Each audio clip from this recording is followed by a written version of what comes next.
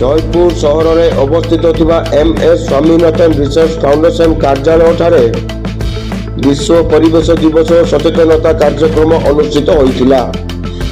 एही कार्यक्रम रे मुख्यतः साधारण जनता को संदेश देइछन्ति परिवेश दिन को दिन खराब आड़ को गति करुछि। तेणु परिवेशर अंग बा अंश वायु जल मृत्तिका जंगल यही चारोटी उपादान को आमे केमिति ठीक भाव में व्यवस्थित रखिपारिबा से विषय उद्यम जरूरी एवं आगामी वर्ष गुड़िक प्लास्टिक कम व्यवहार करबा, प्लास्टिक मुक्त भारत गढ़ा, परिवेश को प्रदूषित होबार रक्षा करबा, जहा द्वारा परिवेश को संपूर्ण भाव में परिष्कार परिच्छन्न रखिपारिबा, एथि जोगु विभिन्न रोगरू मुक्ति पाइबा। एही कार्यक्रम रे जयपुर उपखंड वन विभाग अधिकारी, कोरापुट वनांचल अधिकारी, मृत्तिका संरक्षण विभागीय कर्मचारी, जल विभाजिका कर्मचारी उपस्थित रहिथिले।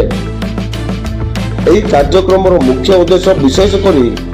प्लास्टिक मुक्त परिवेश गठन, जंगली बाउंश केमिति लोप पाउछि से विषय वन विभाग अधिकारी आलोचना करी अधिकरू अधिक गछ लगा आलोचना करथिले। एही कार्यक्रम रे मान्यवर जिला दौरा विचारपति जयपुर श्री प्रदीप कुमार महांत, विचारपति सुश्री एस शुभलक्ष्मी, विचारपति सुश्री आलोकानंद महांती, विचारपति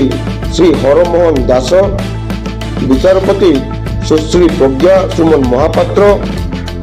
स्वतंत्र सरकारी PP doctor B Gayatri Devi,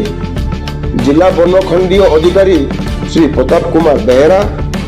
Jaipur उपखंड अधिकारी श्री सचिदानंद परिड़ा, वैज्ञानिक डॉक्टर कार्तिक चरण लेंका। एही सचेतनता कार्यक्रम रे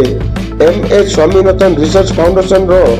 समन्वयकारी सुरजित कुमार तुरुक दायित्व नैथिबा बेले फाउंडेशन रो मुख्य परिचालक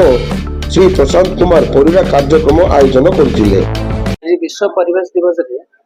आमे लोक मान को मेसेज देलु जे परिवेश दिन को दिन खराब आड़ को गति कर, तेणु परिवेश जी कंपोनेंट रही वायु जल आउ ये मृत्तिका आ जंगल यही चार्टा उपादान को ठीक भाव आम व्यवस्था रखिपारू से समस्त उद्यम जरूरी। ए वर्षर थीम रही प्लास्टिक मुक्त पृथ्वी, तेणु प्लास्टिक जमी आम कम व्यवहार करवा तार अल्टरनेट आमको व्यवहार करा पड़ो, जहाद्वारा कि परिवेश को आम संपूर्ण भाव में परिष्कार रखिपर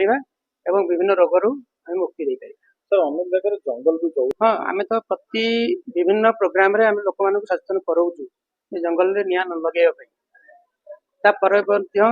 किसी लोक समस्त नुहे कि लोक सचेतन है सचेतन है ना, तेणु आगामी दिन मानक अधिक सचेतनता अभियान आमर हम जहाद्वारा कि जंगल में निआ कम हेले जंगल ठीक भाव में सुस्थ भाव में बढ़ी पाए। स्वामीनाथन तरफ विभिन्न जगह वृक्षरोपण आरंभ करके प्लांटेशन नेचर पर बहुत एक्टिविटी कर आज दिन। हाँ, ये जो विश्व परिवेश दिवस आम खाली एका पालन करनु, तेणु वन विभाग आम सहित मिशिचे खाली जयपुर न कोरापुट वन विभाग तापर soil conservation department water said department ये समस्ते किसी एनजीओ एफएस भाया एनजीओ आम सहित मिशिचंती। ता सहित हरिपांगी तांकर जो रिसर्च सेंटर अच्छी सी भी आम सहित मिशिचंती। समस्ते मिसिकी सचेतनता कार्यक्रम करा जाउची केमिति आजिकल जो परिवेश प्रदूषण होची तार जो प्रभाव रही जो क्लाइमेट चेंज कथा कहूँ सब प्रभाव रही यही सब प्रभाव रु केमिति आमे अधिक रु अधिक से मुक्त हो पार सचेतन होगा ये कार्यक्रम मुख्य उद्देश्य। विशेषकर ए वर्षर जो थीम रही प्लास्टिक मुक्त परिवेश कहने प्लास्टिक की एत परिमाण में बढ़ी बढ़ी जाऊँगी जोटा कि परिवेश को संतुलन करना,